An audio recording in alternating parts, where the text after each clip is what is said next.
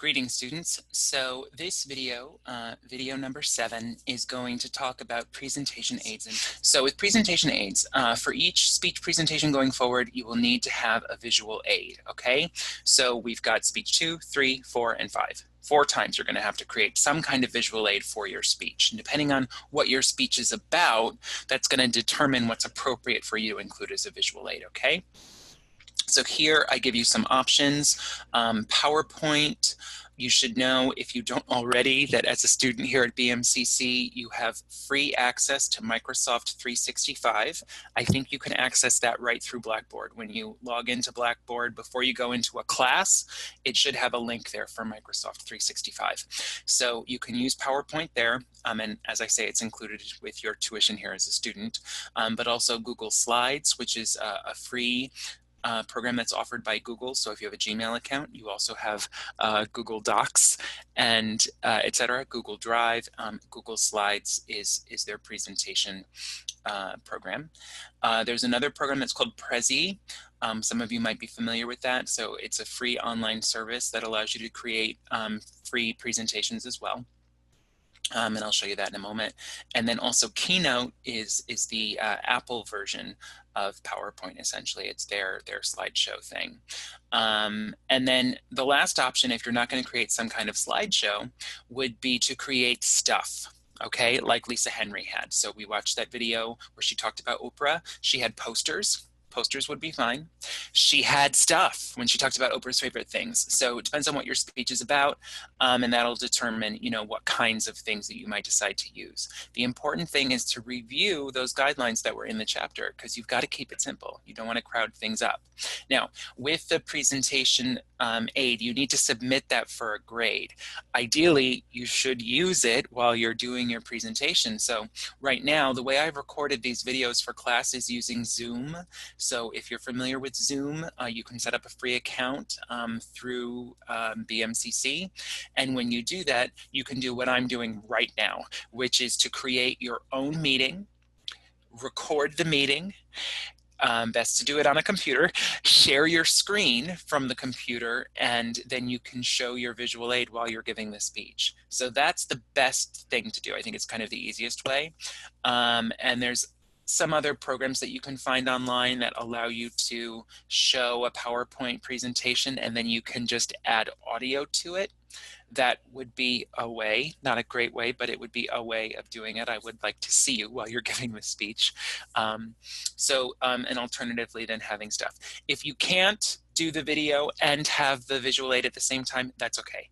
Just create the visual aid, submit it as the assignment, which you have to do no matter what, and I'll grade it, and then you'll just do the speech separately. So either way is fine. And if you're going to have stuff, like if you were giving a speech about almonds, I've got almonds here, okay? Whatever it is, that would be fine to do, okay?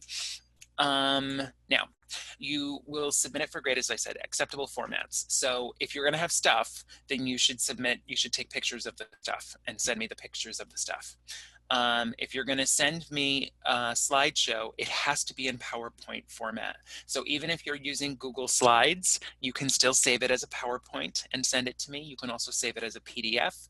And if you are using a Macintosh Apple computer and you are using what is that program called? I keep forgetting. Keynote. I forget because I don't have a Mac. So I can't do Keynote. So do not send me a Keynote file. I can't open it.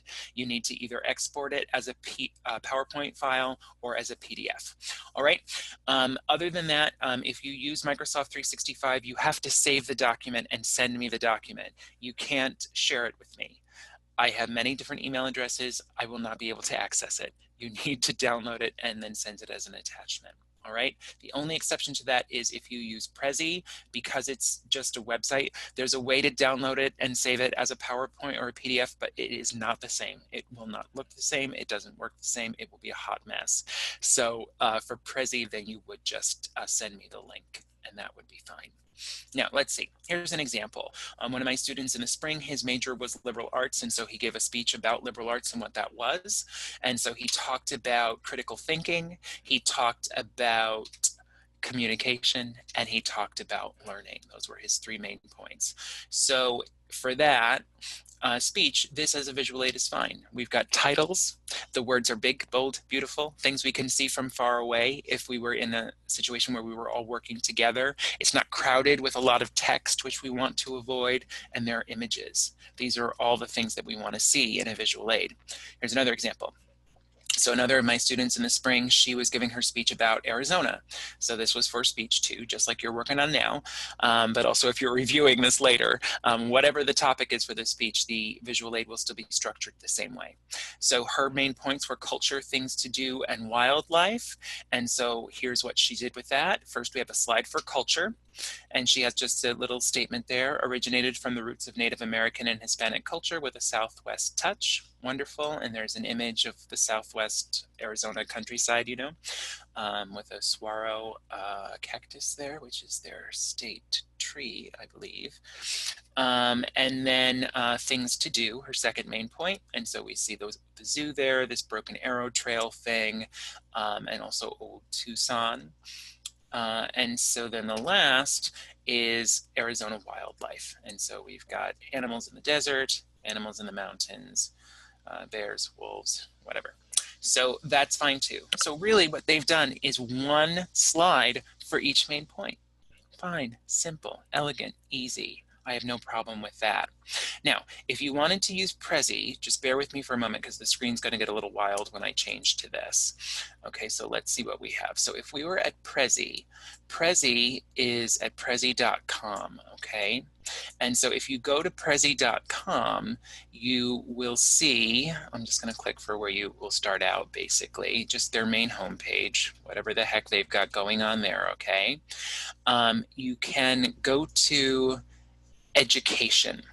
All right, so Prezi education. And once you're there, it will give you the option to set up an account, and it is free. And if you set up an account, you will create your own slideshow. And I think you have the option of if you want to keep it open to anybody who wants to look at it, or if you want to keep it private. But in any case, the thing to know is that they have templates. And so you just find the kind of template that you want to use, and then you just fill in your information. Now, these are pretty cool.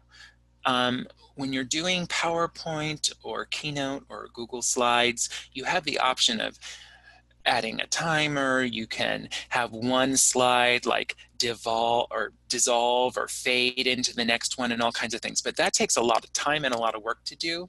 Prezi will do those things for you because it's set up like an animation. So here's an example. This is somebody doing some presentation on adolescent sleep and well-being. Now watch how we go.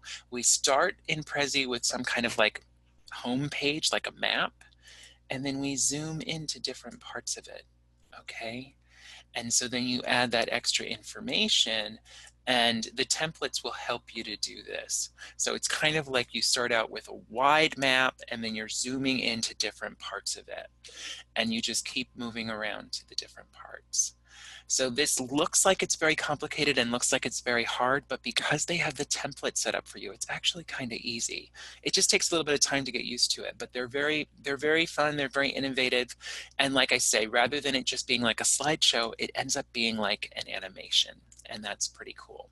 So if that's interesting to you, by all means, go ahead and use it, all right? So that example comes again from Prezi, and the URL for that is prezi.com, Prezi.com. Okay. Now, how are the visual aids going to be graded is the question. So there are 6 criteria that I'm looking at when I'm grading the visual aids, which is the first, that you use large font. So remember in the chapter it talked about big, bold, and beautiful and making sure that we can see it from far away. Of course, we're looking at a video, but even still, people might be watching their videos on their phones very commonly. So it's important that whatever text you have is large, so that way everybody can read it.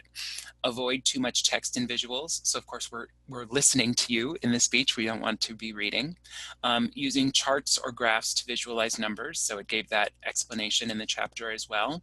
That you should use images whenever you can.